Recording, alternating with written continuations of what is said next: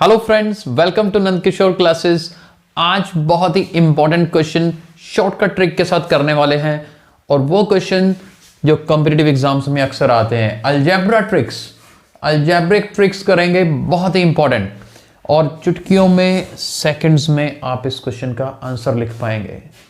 Shortcut trick जरूर करेंगे लेकिन कंसेप्ट क्लैरिटी के साथ, क्योंकि कंसेप्ट क्लियर करना बहुत जरूरी है। सबसे पहले आप फर्स्ट क्वेश्चन को देखिए।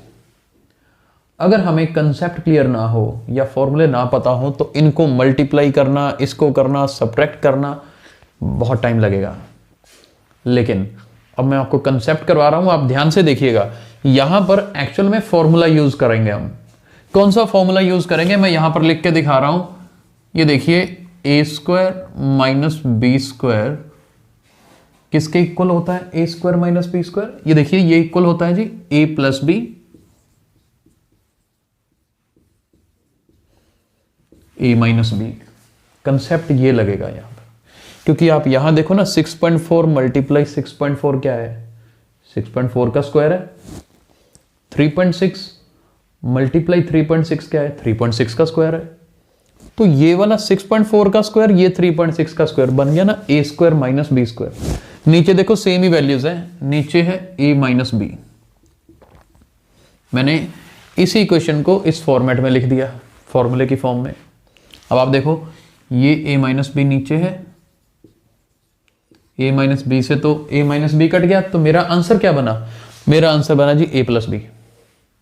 a प्लस बी मतलब दोनों को ऐड कर दो। किसको ऐड कर दो?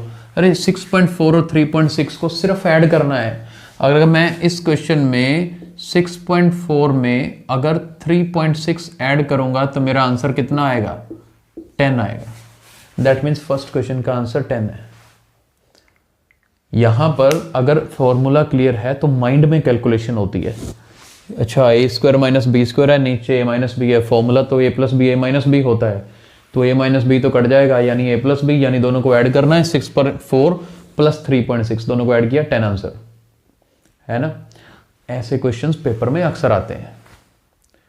इसलिए नहीं आते कि आपकी कैलकुलेशन चेक की जाए, भी इतनी बड़ी कैलकुलेशन कैसे करोगे स्पीड से, इसलिए कि आप इसमें कौन सी ट्रिक लगाते हो। ट्रिक भी क्या है? कौन सा फॉर्मूला दिमाग में लगाते हो? बेसिक फॉर्मूला जो 8th क्लास में अक्सर पढ़ते हैं हम। आगे वाले क्वेश्चन को देखते हैं। अब ये भी कितनी हैवी कैलकुलेशन लगती है, लेकिन 9th क्लास में ये फॉर्मूला कर लेते हैं। क्या फॉर्मूला यहां पे लग रहा है? मैं पहले वो फॉर्मूला आपको लिख के दिखाता हूं। ये देखिए, ए क्यूब माइनस बी क्यूब, क्योंकि ये तीनों देखो सेम वैल्यूज हैं, ये भी तीनों सेम वैल्यूज हैं, तो फॉर्मूला तो A cube minus B cube बन गया। होता क्या है? A cube minus B cube होता है A minus B, A square plus A B plus B square. अब मैंने डिनोमिनेटर देखा, डिनोमिनेटर में क्या देखता हूं कि ये तो वही बन रहा है। इन दोनों को मल्टीप्लाई करूंगा तो स्क्वायर बनेगा। ये ए और बी की मल्टीप्लिकेशन है, वो बी का स्क्वायर बनेगा। मतलब मेरे पास डिनोमिनेटर में बन रहा है, ये क्या बन रहा है? A square plus A B plus B square. और आप देखो, अगर ये डिनोमिनेटर में बन रहा है, इफ इट्स ऑलरेडी देयर, तो ये तो कट ही जाना है। I will be left with A minus B only, यानी कि इस क्वेश्चन का आंसर ए माइनस बी है।